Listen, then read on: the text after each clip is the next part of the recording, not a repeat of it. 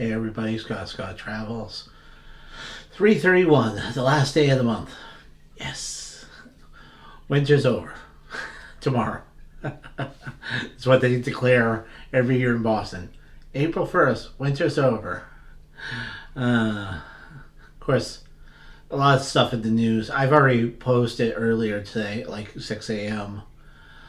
NCL Aqua had a medical airlift off the ship. I mean, this NCL Aqua's transatlantic has just gone from bad to bad to bad, and they just can't get a break.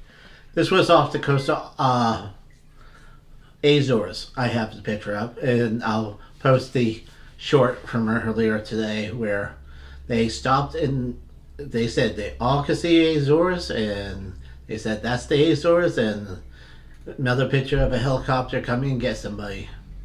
Wow. They just can't get a break. NCL is as quiet as a mouse on this because they are just not liking any of this bad press. And of course, people are still posting about the wonderful media trip they've had and how wonderful it was, and oh, it's 10% bigger than the other Aqua classes and the same type. Sure, there's tons of room to sit down. You're on an 850 person media event.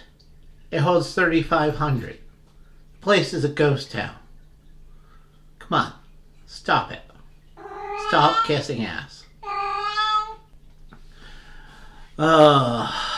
Carnival celebration had heavy rains and people were showing the here's rain coming down the stairs and here's rain on the top deck. I mean, that's not the fault of the carnival, but it's just, too heavy of rain and the water just doesn't have anywhere to go. So, and they left late. That happened before, as they were trying to leave at 4 o'clock. They ended up leaving late, which is, again, not their fault. Here it is. The cheapest drink packages on 2 cruises. Princess versus Celebrity, which is both, shall we call them, premium ships. And basically, who won? Princess, of course. Because it was cheaper per day, $60 per day, versus Celebrity, which had more restrictions, and I guess they're a really heavy drinker like a fish. Like, they probably were on this media event for NCL and drank everything and ate little. Because, I was on Celebrity and had a drink package. I felt there was a lot to choose from, and, it's not hard to figure out what you got. Theme park fans get more in 2025. I have probably about 5-6 pictures of different, theme parks, including Disney and Cedar Point, what will be opening this year, and it looks like a good year for 2025, even though, Disney has closed down so much and stalling nothing new this year. Because, 5 years ago we were like, hey, let's lay everybody off during the middle of COVID, and Universal's like, hey, let's put our money down and start building something during this time and get ahead of ourselves. Well, we'll see what happens in May. Also, Disney's doing Star Wars early. There's a bunch of people showing that. They're walking around Star Wars Day with Luke Skywalker, Death Star popcorn, other drinks and other fun things to do.